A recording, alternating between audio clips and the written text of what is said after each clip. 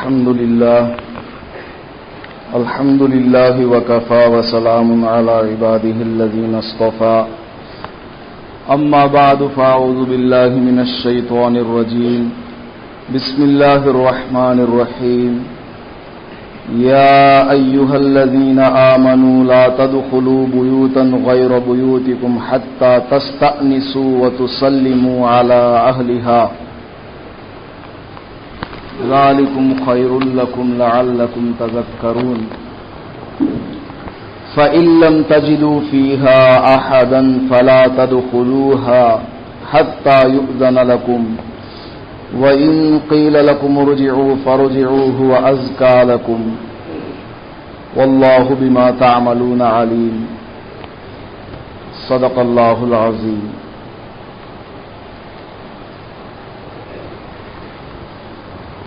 تراویح میں 18 پارے الحمدللہ مکمل ہوئے ہیں.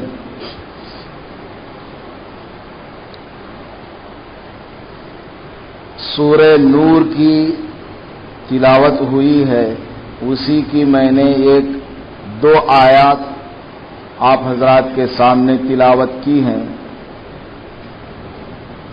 سورہ نور یہ عورتوں کو پڑھنا چاہیے. میں نے پہلے بھی آپ حضرات کو بتلایا تھا کہ یہ سورت ایسی ہے جس میں عورتوں سے متعلق بہت سے احکام ہیں. میاں بیوی کے متعلق بھی احکام ہیں، پردے کے متعلق بھی احکام ہیں. عورتوں کو یہ سورت خاص کر پڑھنا چاہیے. اس کا ٹرانسلیشن کیا ہے، معنی کیا ہے، مطلب کیا ہے، تفسیر کیا ہے، اس کو پڑھنا چاہیے. اگر کسی کو اردو پڑھنا آتا ہے، سمجھ لیتی ہے وہ، تو پڑھنا چاہیے. اگر سمجھ میں نہیں آتا تو اپنے شوہر کے ذریعے علماء سے معلوم کرنا چاہیے. اس کا مطلب یہ نہیں کہ مرد کو چھٹی مل گئی مرد اس کو نہ پڑھے. عورت کے لیے جہاں احکام ہیں مرد کے لیے بھی ہیں. عورتوں کو خاص طور پر پڑھنا چاہیے. اس میں حضرت عائشہ رضی اللہ تعالی عنہا کا واقعہ بھی ہے زبردست. گزشتہ سال میں نے آپ حضرات کے سامنے سنایا تھا. خیر، اللہ تبارک و تعالی نے ہم سب کو پیدا فرمایا اور دنیا میں بھیجا، اور ہمیں پیدا کرنے کا مقصد بیان فرمایا. وما خلقت الجن والانس الا لیعبدون، کہ ہم نے پیدا نہیں کیا ہے جنات کو اور انسان کو مگر اپنی عبادت کے لیے. ہمارے دنیا میں آنے کا مقصد اللہ کی فرما برداری ہے. دکان میں، مکان میں، مسجد میں، تنہائی میں، لوگوں کے ساتھ، رشتہ داروں کے ساتھ، ہر جگہ اللہ کی فرما برداری کے ساتھ زندگی گزارنے کے لیے ہم آئے ہیں.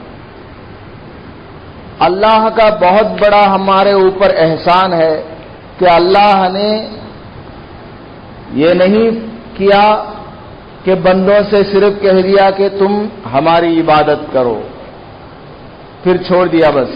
ایسا اللہ نے نہیں کیا، بلکہ اللہ نے قرآن کے ذریعے پیغمبر علیہم الصلاۃ والسلام کے ذریعے بتلایا کہ عبادت کرنے کا کیا طریقہ ہے. نماز پڑھنا ہے تو اس کا کیا طریقہ، زکوٰۃ دینا ہے اس کا کیا طریقہ، روزہ رکھنا ہے اس کا کیا طریقہ، حج کو جانا ہے تو کیا کرے، وضو کرنا ہے تو کیا کرے، دکان کس طرح کرے، مکان کس طرح کریں، بیوی بچوں کے ساتھ کیسے رہیں، کافروں کے ساتھ، غیر مسلموں کے ساتھ ہمارا برتاؤ کیسا ہو، حکمرانوں کے ساتھ، ملک سنبھالنے والوں کے ساتھ کیسے ہمارے تعلقات ہوں. ہماری زندگی کا کوئی حصہ ایسا نہیں ہے جس میں اللہ کی طرف سے یا رسول اللہ کی طرف سے کوئی ہم کو تعلیم نہ دی گئی ہو. یہ کھلا چیلنج ہے، کوئی دکھا نہیں سکتا کہ آدمی کو کوئی مسئلہ پیش آئے اور اسلام میں اس کا کوئی حل نہ ہو. ہے حل ہے کہ اس کام کو آپ ایسے کریں، ایسے نہ کریں. زندگی کے ہر گوشے گوشے میں، ہر شعبے میں، ہر حصے میں قرآن کی تعلیم موجود ہے. اللہ کا کلام ہدایت کرتا ہے، رسول اللہ صلی اللہ علیہ وسلم کی احادیث موجود ہیں. ائمہ مجتہدین نے اجتہاد کر کے بے شمار مسائل بیان فرمائے ہیں. خیر، جو آیت کریمہ میں نے تلاوت کی ہے اس میں بھی کچھ احکام ہمارے رہن سہن کے متعلق ہیں. اس سورت کا جو پہلا حصہ ہے اس میں تو وہ قصہ ہے حضرت عائشہ رضی اللہ تعالی عنہا والا، ان پر جو الزام لگایا گیا، زنا کی تہمت جو ان پر آئی تھی. یہ سب باتیں آپ نے سن لی ہے گزشتہ سال.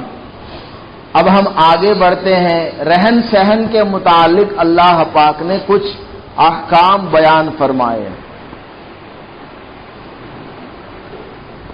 اللہ نے پہلے رکوع میں زنا کے بارے میں کچھ احکام بتلائے کہ زنا کرنے والی عورت اور زنا کرنے والے مرد دونوں کو 100 کوڑے لگائے جائیں. اسلامی اگر ملک ہو، دونوں کا جرم ثابت ہو جائے، اقرار کر لیں وہ، یا گواہی کے ذریعے 4 آدمیوں نے اپنی آنکھ سے دیکھا ہو، صحبت کرتے ہوئے دیکھا ہو، صرف کمرے کے اندر سے باہر نکلتے ہوئے نہیں. میاں بیوی جس طرح ایک دوسرے کے ساتھ صحبت کرتے ہیں، اس حالت میں 4 آدمیوں نے دیکھا ہو، جب اس پر کوڑے لگائے جائیں 100 کوڑے. تو اللہ پاک نے اس سارے مسائل کو بیان کرنے کے بعد چند باتیں خاص طور پر ہدایت کے طور پر بتلائی کہ زنا کی نوبت کیوں آئی. ایک مرد نے دوسری عورت کے ساتھ برا کام کیا، گندا کام کیا، اس کی نوبت کیوں آئی؟ ایسا کیوں ہوا؟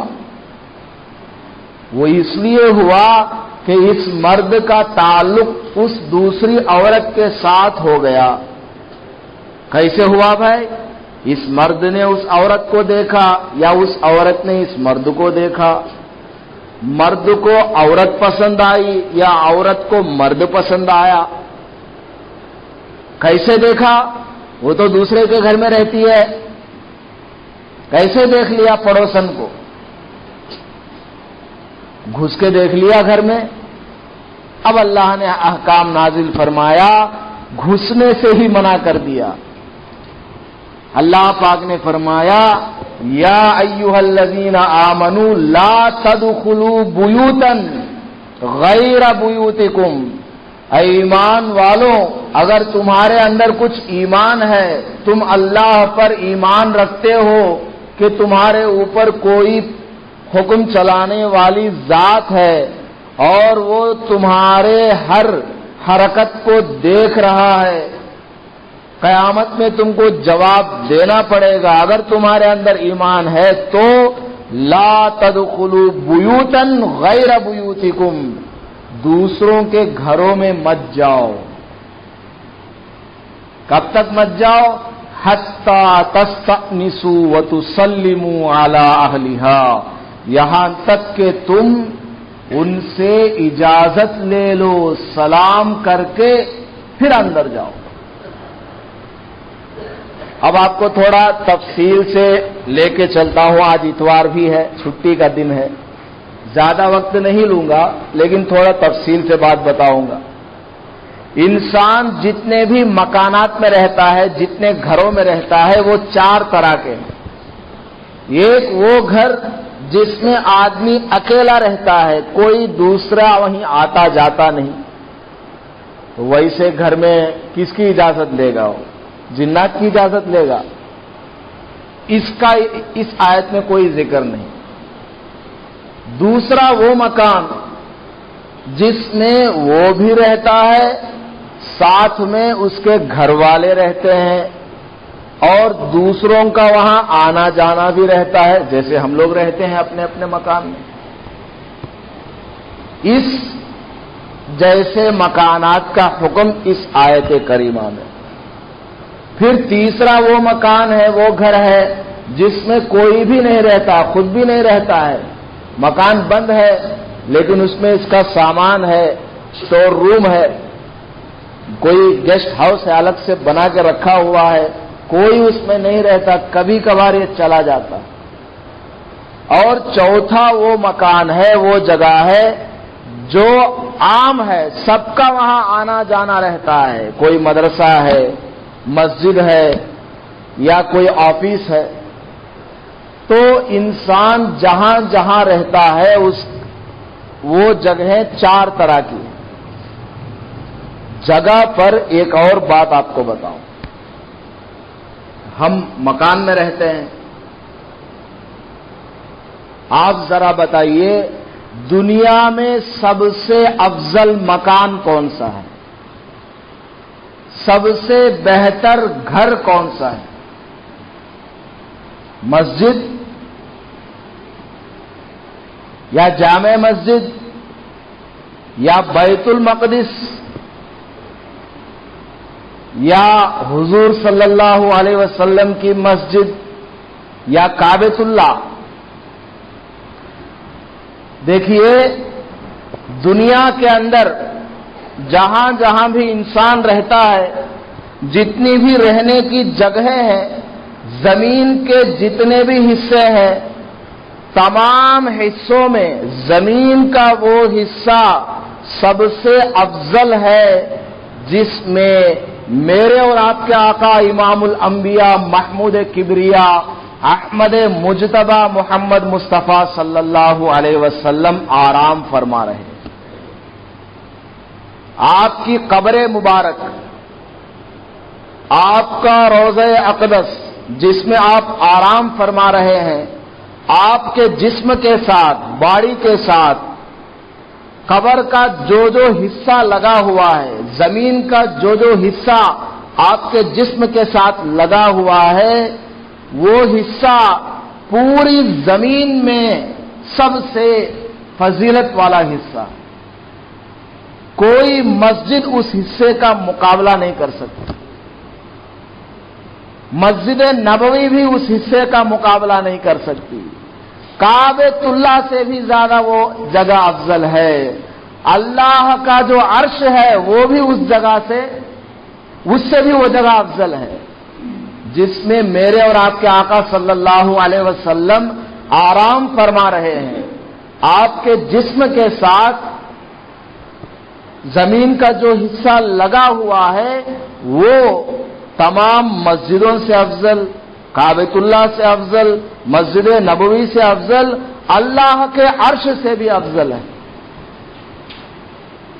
اب ایک سوال پیدا ہوگا، دل میں ایک اشکال پیدا ہوگا کہ بھائی کعبۃ اللہ سے افضل ہے، چلو مان لیتے ہیں کعبۃ اللہ سے افضل ہے، کہ عرش سے بھی افضل ہے؟ جی ہاں، کعبۃ اللہ سے بھی افضل ہے، عرش سے بھی افضل ہے۔ دلیل کیا ہے؟ دلیل یہ ہے اللہ کے سوا ساری کائنات کیا ہے؟ مخلوق ہے۔ اللہ تعالی خالق ہے اور اللہ کے سوا ساری کائنات، کائنات کے اندر جو کچھ بھی ہے وہ سب مخلوق ہے، اور مخلوق میں سب سے افضل کون ہے؟ میرے اور آپ کے آقا صلی اللہ علیہ وسلم ہیں۔ تو جس جگہ آپ آرام فرما رہے ہیں وہ بھی مخلوق ہے، اور باقی جو جگہیں ہیں وہ بھی مخلوق ہیں. تو جس جگہ آپ صلی اللہ علیہ وسلم آرام فرما رہے ہیں اس جگہ، وہ جگہ ساری جگہوں سے افضل ہے. عرش بھی مخلوق ہے، کعبۃ اللہ بھی مخلوق ہے، اور حضور صلی اللہ علیہ وسلم جس جگہ آرام فرما رہے ہیں وہ جگہ بھی مخلوق ہے. اور حضور صلی اللہ علیہ وسلم ساری مخلوق میں سب سے زیادہ افضل ہے، تو وہ جگہ بھی کیا ہے؟ ساری جگہوں میں سب سے زیادہ افضل جگہ. خیر، یہ تو میں نے آپ کو سمجھانے کے لیے دماغ میں ایک بات بٹھانے کے لیے کہہ دیا ہے. کیوں؟ اس لیے کہ آج کل ایک بہت بڑا فتنہ چلا ہوا ہے. 150 سال سے یہ فتنہ شروع ہوا اور دھیرے دھیرے بڑھتے بڑھتے بہت بڑھ رہا ہے. وہ ہے اہل حدیث کا فتنہ، غیر مقلدین کا فتنہ. یہ لوگ بہت غلط عقائد ہمارے اندر پیدا کرتے ہیں. یہ لوگ کہتے ہیں کہ حضور صلی اللہ علیہ وسلم قبر میں زندہ نہیں ہے، مردہ ہے. کچھ بھی نہیں ہے ان کے جسم میں، سب ختم ہو گیا. یہ لوگ کہتے ہیں تراویح کی نماز صرف 8 رکعت ہے، 20 نہیں ہے. اور بہت غلط سلط مسائل بیان کرتے ہیں. اس میں سے ایک مسئلہ یہ بھی ہے، اس لیے میں نے آپ کو بتایا کہ ذہن میں آپ اس کو رکھے رہیں. کبھی کوئی آدمی آپ سے کچھ بحث کرنے لگے تو آپ اس کو جواب دے سکیں. خیر، تو اللہ پاک نے اس آیت کریمہ میں ارشاد فرمایا کہ دوسروں کے گھروں میں داخل ہونے سے پہلے سلام کرو، اجازت لے کر اندر جاؤ.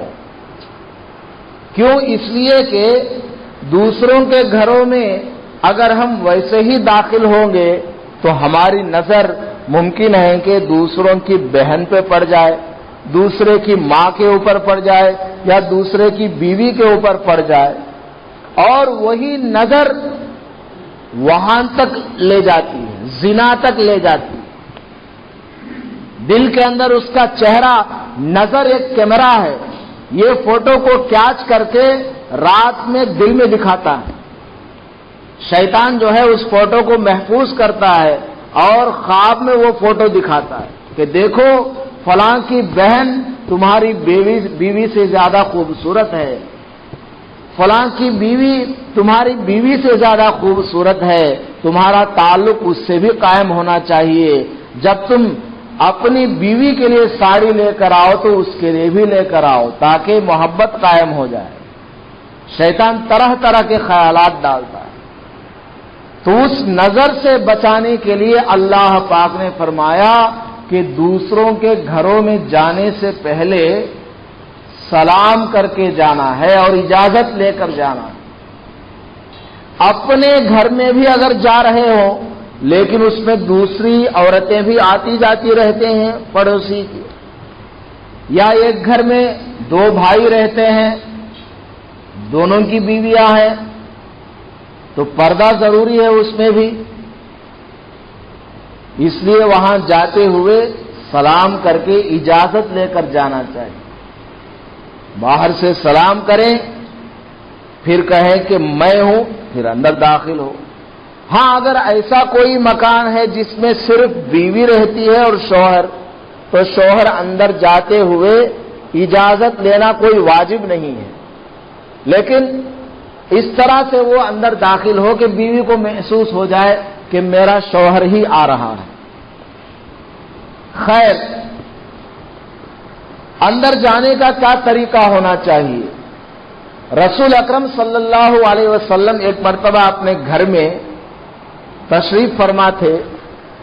باہر سے ایک آدمی نے آواز دی، ایک صحابی نے، علی جو کیا میں اندر گھسوں؟ حضور صلی اللہ علیہ وسلم کو یہ جملہ بہت بیکار سا معلوم ہوا، تو اپنے اندر گھر میں جو دوسرے صحابی تھے ان سے کہا کہ ان سے جا کے کہو کہ اس طرح نہیں کہتے. پہلے سلام کرو، پھر کہو ادخل، کیا میں داخل ہوں، گھسوں نہیں، داخل ہوں، اس طرح بولو۔ اب یہ اندر سے صحابی باہر جانے لگے تو باہر والے نے سن لیا تھا، اندر کی آواز باہر تک چلی گئی تھی، تو ان کے جا کر کہنے سے پہلے ہی اس نے کہہ دیا السلام علیکم یا رسول اللہ ادخل۔ ایک مرتبہ علی ابن عاصم رحمت اللہ علیہ، ایک تابعی ہے، یہ حضرت مغیرہ ابن شعبہ رضی اللہ تعالیٰ عنہ سے ملاقات کرنے کی غرض سے ان کے گھر آئے۔ مغیرہ ابن شعبہ رضی اللہ تعالیٰ عنہ بہت بڑے صحابی ہیں، احادیث کی کتابوں میں کثرت کے ساتھ ان کا نام آتا ہے، بے شمار روایات ہیں ان کے نام کے ساتھ، بہت ساری احادیث کو انہوں نے بیان فرمایا، وضو والی حدیث، سر پہ مسح کرنے والی حدیث، بہت ساری احادیث انہوں نے بیان فرمائی۔ آئے، وہ سلام کیا دروازے پہ، اندر سے انہوں نے پوچھا کون؟ انہوں نے جواب دیا انا، یعنی میں۔ انہوں نے کہا بھائی میرے دوست تو ایسا کوئی نہیں ہے جس کا نام انا ہو، یعنی یہ ان کو تنبیہ کرنا چاہتے ہیں کہ تم انا مت کہو، نام بتاؤ اپنا۔ یہ طریقہ ہے گھر میں جانے سے پہلے دوسروں کے یہاں یا اپنے گھر میں بھی اگر جا رہے ہو اندر سے پوچھیں، بعض مرتبہ آواز سمجھ میں نہیں آتی ہے، اندر سے پوچھے کون صاحب ہے، تو جواب میں انا نہیں کہنا چاہیے بلکہ نام بتانا چاہیے۔ تو انہوں نے کہا میرے دوستوں میں سے کوئی ایسا تو نہیں ہے جس کا نام انا ہو۔ پھر انہوں نے نام بتلایا، پھر اندر آئے تو پھر انہوں نے ان کو سمجھایا کہ ایک مرتبہ حضرت جابر رضی اللہ تعالی عنہ حضور صلی اللہ علیہ وسلم سے ملنے کے لیے گئے تو دیکھا حضور اندر ہیں، تو انہوں نے سلام کیا، اندر سے جواب آیا کون؟ تو انہوں نے کہا انا یا رسول اللہ۔ حضور نے فرمایا انا تو میں کسی کو جانتا نہیں، انا کون ہے؟ تو یہ ان کو سمجھانا چاہ رہے تھے کہ انا مت کہو، نام بتایا تھا۔ اچھا آپ لوگ چلے گئے دوسرے کے گھر پہ، سلام بھی آپ نے کیا اور بتایا بھی کہ میں فلاں بول رہا ہوں، اندر آنا چاہتا ہوں۔ اب اندر سے کوئی آواز نہیں آ رہی ہے تو اللہ پاک فرماتا ہے فَإِن لَّمْ تَجِدُوا فِيهَا أَحَدًا، اگر تم گھر کے اندر کسی کو نہ پاؤ، فَلَا تَدْخُلُوهَا، جب بھی اندر مت جانا، کیونکہ وہ دوسرے کا مکان ہے۔ دوسرے کے مکان میں آپ نے کھلا ہوا دیکھ لیا، اندر کوئی نہیں، آپ کو ایسا لگا تو آپ اندر داخل نہ ہو حتی یؤذن لکم، جب تک کہ تم کو اندر سے اجازت نہ ملے آپ جا ہی نہیں سکتے۔ ممکن ہے کہ وہ بالکل اندر کے کمرے میں ہو، تمہاری آواز ان تک نہ پہنچی ہو، کالنگ بیل آپ نے دبایا، آواز وہاں تک نہ گئی ہو، کوئی خاص کام کر رہے ہو، باتھ روم میں ہو، پتہ نہیں کیا ہے، یا بالکل گھر کے اندر کوئی نہیں ہے، خالی مکان ہے، دروازہ کھلا ہوا ہے، جب بھی اندر جانے کی اجازت نہیں، جائز نہیں ہے، دوسرے کا مکان ہے، آپ کو وہاں قدم رکھنے کی اجازت نہیں ہے۔ کیا پتا حال کے اندر کوئی ایسا سامان رکھا ہوا ہو اس نے کہ وہ سامان وہ دوسرے کو نہیں دکھانا چاہتا ہو، ایسا ہوتا ہے۔ اس لیے اللہ نے منع فرمایا فَإِن لَّمْ تَجِدُوا فِيهَا أَحَدًا فَلَا تَدْخُلُوا، اس میں داخل نہیں ہو سکتے یہاں تک کہ اجازت نہ مل جائے۔ اچھا ہم لوگ چلے گئے، سلام کیا یا کالنگ بیل ہم نے دبایا، اندر سے کوئی جواب نہیں آیا، تو حکم ہے دوسری مرتبہ بھی آپ سلام کریں، پھر بھی اندر سے کوئی جواب نہیں آیا، تیسری مرتبہ بھی آپ کو اجازت ہے آپ سلام کریں یا کالنگ بیل دبائیں، اندر سے کوئی جواب نہیں آیا تو اب یہ سمجھنا چاہیے کہ شاید اندر کوئی نہیں ہے یا پھر وہ کسی کام میں مصروف ہے، وہ ابھی باہر والے کو جواب نہیں دینا چاہتا ہے، ضرورت میں لگا ہوا ہے، اب واپس آ جانا چاہیے۔ یہ نہیں کہ وہاں دروازے پر بالکل ملک الموت کی طرح کھڑے ہوئے کہ وہ جب تک نہیں نکلے گا ہٹیں گے نہیں یہاں سے، ایسا نہیں۔ حدیث پاک میں آپ صلی اللہ علیہ وسلم نے ادب سکھلایا، اسلام نے ایسی تعلیم دی ہے، اسلام نے ایسا ادب بتلایا ہے کہ دوسرے کسی مذہب نے ایسی تعلیم نہیں دی، ایسے آداب نہیں بتلائے۔ ساری دنیا والوں نے اسلام سے ہی چرایا ہے سب کچھ۔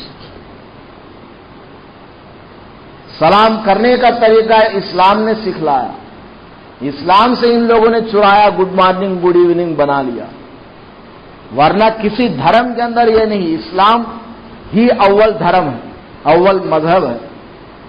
تو فرمایا کہ 3 مرتبہ اجازت ہے آواز دینے کی، 3 مرتبہ کے بعد زیادہ سختی نہیں کر سکتے، آپ کو واپس آ جانا چاہیے۔ اسی طرح علماء کرام فرماتے ہیں کہ ایسے موقع پر نہیں جانا چاہیے گھر میں کہ وہ موقع کیا ہو، آرام کرنے کا ہو، سونے کا ہو یا مصروفیت کا ہو، جیسے آج کل مغرب کی نماز کے بعد جا رہے ہیں گھر پہ ملنے کے لیے، بھائی وہ تو کھانے کا وقت ہے، روزہ افطار کر لیا، بیچارے کو بھوک لگی ہوئی، ایسے وقت پہ جا رہے ملنے کے لیے، یہ تو اس کو ڈسٹرب کرنا ہوا، ایسے موقع پر نہیں جانا چاہیے۔ اور اسی طریقے سے فون کرنے کا مسئلہ ہے، فون ایسے وقت میں نہیں کرنا چاہیے کہ وہ نماز کا وقت ہو۔ دیکھ لیجئے نماز میں امام صاحب اعلان کرتے ہیں اپنا موبائل بند کر لیں، اب وہ بند کرنے کے بجائے چالو کر دیتا ہے، بند کرنے کے بجائے وہ چالو کر دیتا ہے۔ اتنی مرتبہ اعلان کیا جاتا ہے، مسجدوں میں جہاں پر گھڑی لگی رہتی ہے، جہاں پر اللہ اور رسول کے نام کے کتبے لگے رہتے ہیں، مسجد والوں کی یہ بڑی پریشانی ہو گئی، موبائل بند کرو، اس کے لیے بھی ایک نوٹس بورڈ لگانا پڑتا ہے۔ بتائیے، انسان کو اتنی بھی تمیز نہیں کہ ہم اللہ کے گھر میں جا رہے ہیں، موبائل کو بند کر کے جانا چاہیے، اور موبائل میں گانے لگا کے رکھیں، اللہ کے گھر میں گانے کی آواز سنائی دے، یہ کوئی اچھی بات ہے؟ میوزک زبردست شاندار میوزک لگائے ہوئے ہیں، یہ بالکل ناجائز ہے۔ حتی الامکان موبائل کے اندر سب سے کم جس میں میوزک ہو اس کو رکھنا چاہیے۔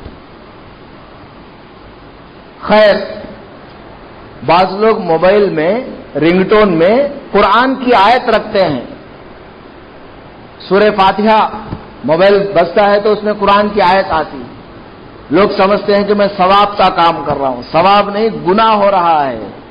قرآن کی آیت تلاوت ہو رہی ہے، اللہ کی بات چل رہی ہے، آپ اس کو کاٹ کے اپنی بات کرنا چاہتے ہیں، تو ڈس اوبیڈینس ہے۔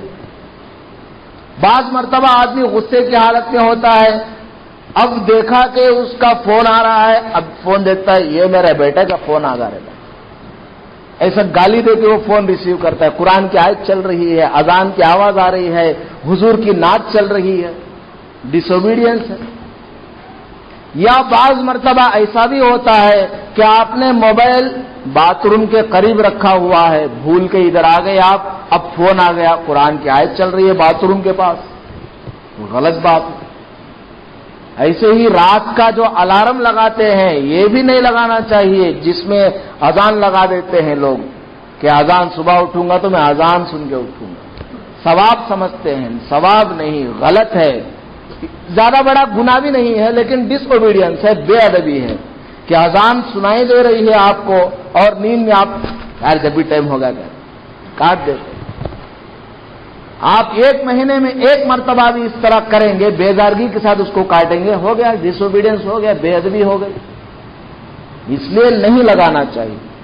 کالنگ بیل میں بعض لوگ لگاتے ہیں، بھائی اذان تو نماز کو بلانے کے لیے ہے، شاعر اسلام میں سے ہے۔ شاعر اسلام کا مطلب جانتے ہیں؟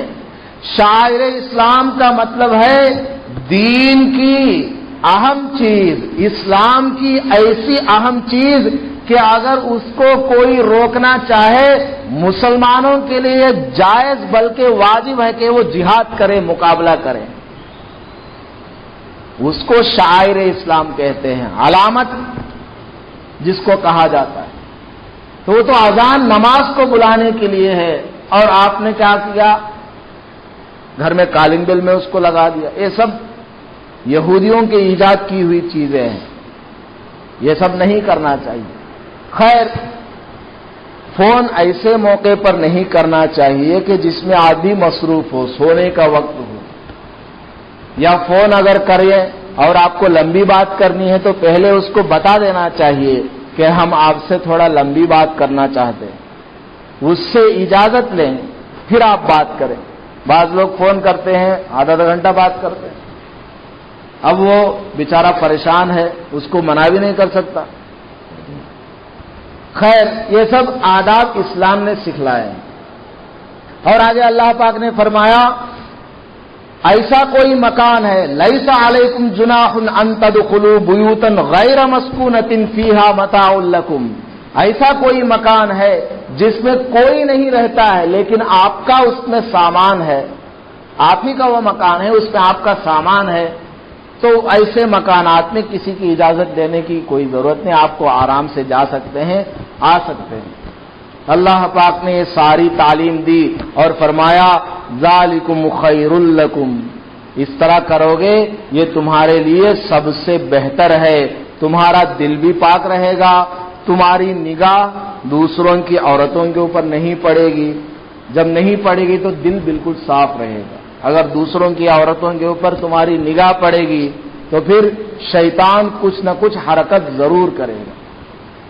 سلام کرنے اور اجازت دینے میں ایک مصلحت یہ بھی ہے کہ آپ سلام کریں گے تو اندر والے سلام کریں گے اور اجازت لیں گے، اپنا نام بتائیں گے تو اندر والے کو انسیت پیدا ہو جائے گی کہ باہر والا کون ہے، آنے والا. اگر آپ نے نام پہلے سے ہی بتا دیا دروازہ وہ بڑے ہی خوشی کے ساتھ کھولے گا. اگر آپ نے نام نہیں بتایا ویسے ہی سلام کر رہے بیل بجاتے ہوئے جا رہے وہ غصے سے آئے گا. تو یہ تو ایذاء مسلم ہے. اور میں نے آپ کو کئی مرتبہ بتایا اور اس طرح کی بات میں بتاتا رہتا ہوں تاکہ آپ لوگ عمل کریں. گھر میں داخل ہونے سے پہلے 3 کام کر لیا کیجئے، گھر کے اندر برکت ہوگی. نمبر 1، سلام کریں. اگر آپ گھر میں جا رہے ہیں سلام کریں. اگر آپ کے گھر میں کوئی نہیں، آپ خود دروازہ کھول رہے ہیں، جب التحیات میں جو سلام ہے وہ پڑھیں، السلام علینا وعلی عباد اللہ الصالحین، یہ والا سلام پڑھ کے دروازہ کھولیں. تو پہلا کام کیا؟ گھر میں جانے سے پہلے سلام کرنا. دوسرا کام کیا؟ 3 مرتبہ درود شریف پڑھنا. نماز میں جو درود پڑھتے ہیں اتنا لمبا چوڑا وہ پڑھیں تو اچھی بات، نہیں تو کم از کم اللہم صلی علی محمد 3 مرتبہ پڑھیں. تیسرا کام 3 مرتبہ سورہ اخلاص پڑھیں، قل هو اللہ احد، یہ جو سورت ہے 3 مرتبہ اس سورت کو پڑھیں. جو آدمی اپنے گھر میں یا اپنی دکان میں جاتے وقت یہ 3 کام کرے گا اس کے گھر میں خیر ہوگی، برکت ہوگی. اپنے گھر میں جو چھوٹے چھوٹے بچے ہوں گے ان کو سکھائیے. گھر میں اگر وہ بغیر اجازت کے آتا ہے، بغیر سلام کے آتا ہے تو اس کو بولیے بیٹے سلام کر کے آؤ، جاؤ باہر جاؤ، باہر جاؤ، سلام کر کے اندر آؤ. اور پیار سے اس کو، بچوں کو آپ سکھا دیں گے سیکھ لے گا. دنیا کے گانے وہ سیکھ لیتا ہے تو اسلام کی چیزیں کیوں نہیں سیکھ سکتا؟ اس میں تو برکت ہی برکت ہے. تو سلام کر کے آنا چاہیے، اس کو سکھائیں، بتائیں کہ پہلے سلام کر کے اندر آنا ہے، پھر 3 بار درود پڑھو، اس کو یاد نہیں آپ پڑھ کے سنائیں، پھر کہو کہ 3 بار قل هو اللہ احد پڑھو. اب ایک آخری بات آپ کو بتاؤں، قیمتی بات.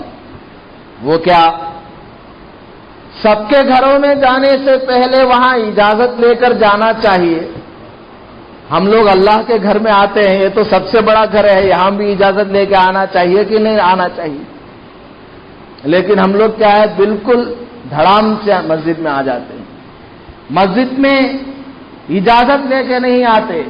مسجد میں اجازت لینے کا کیا طریقہ ہے؟ سب سے پہلے درود شریف پڑھیں. دوسرا کام، مسجد میں داخل ہونے کی دعا پڑھیں. اللہم افتح لی ابواب رحمتک، اے اللہ افتح لی، میرے لیے دروازہ کھول دیجئے. ایک نہیں، ابواب، بے شمار دروازے. کون سے؟ رحمتک، آپ کے رحمت کے. اللہم افتح لی ابواب رحمتک، اے اللہ آپ کے رحمت کے دروازے کھول دیجئے. بڑی شاندار دعا ہے. دل سے اگر وہ پڑھے گا، توجہ کے ساتھ پڑھے گا، واقعی اللہ کا رحمت کا دروازہ کھل جائے گا. اگر کوئی پریشان ہو، کہیں بھی اس کا کام نہیں پورا ہو رہا ہے، بہت پریشانی ہے، کوئی بھی اس کی بات نہیں سن رہا، کوئی اس کی مدد نہیں کر رہا، کسی کا دروازہ اس کے لیے نہیں کھل رہا ہے، اب وہ مسجد میں آتے ہوئے بڑے ہی درد کے ساتھ کہتا ہے اللہم افتح لی، اے اللہ کسی کا دروازہ میرے لیے نہیں کھل رہا ہے، کوئی مدد کے لیے تیار نہیں، کوئی مجھ پر رحم نہیں کرتا، اے اللہ میں تیرے دروازے پہ آیا ہوں، اللہم افتح لی، میرے لیے دروازہ کھول دیجئے. ابواب رحمتی کا، اپنے رحمت کے دروازے. درد کے ساتھ وہ پڑھے گا، اللہ تعالیٰ اس کی ساری تکلیف دور کر دے. تو اس کو کریں گے انشاءاللہ. اللہ تعالیٰ سے دعا ہے کہ اللہ تبارک و تعالیٰ ہم کو چھوٹی چھوٹی دعائیں یاد کر کے اس کو پڑھنے کی، عمل کرنے کی توفیق نصیب فرمائے. وآخر دعوانا الحمدللہ رب العالمین. عام طور سے لوگ کیا کرتے ہیں، بیان سن لیتے ہیں، چلے جاتے ہیں. بڑا اچھا بیان رہا، بہت اچھا کریں، گھر میں جا کے نہیں بولتے. آپ لوگ جائیں گے، عورتوں کو سنائیں گے، آپ کو بھی یاد ہو جائے گا. وہ عورتیں جب دوسری عورتوں کے پاس جائیں گی، ان کو سنائیں گی، ان کو یاد ہو جائے گا. اس طرح علم پھیلے گا، یاد بھی رہے گا. اگر یہ بھول جائیں گے تو ان سے پوچھ لیں گے، میں نے تم کو ایک دعا بتایا تھا، وہ میں بھول گیا، وہ کون سی، وہ آپ کو بتائے گی. تو اس میں آپ کو بھی ثواب ملے گا. اللہ تعالی ہم سب کو عمل کی توفیق نصیب فرمائے.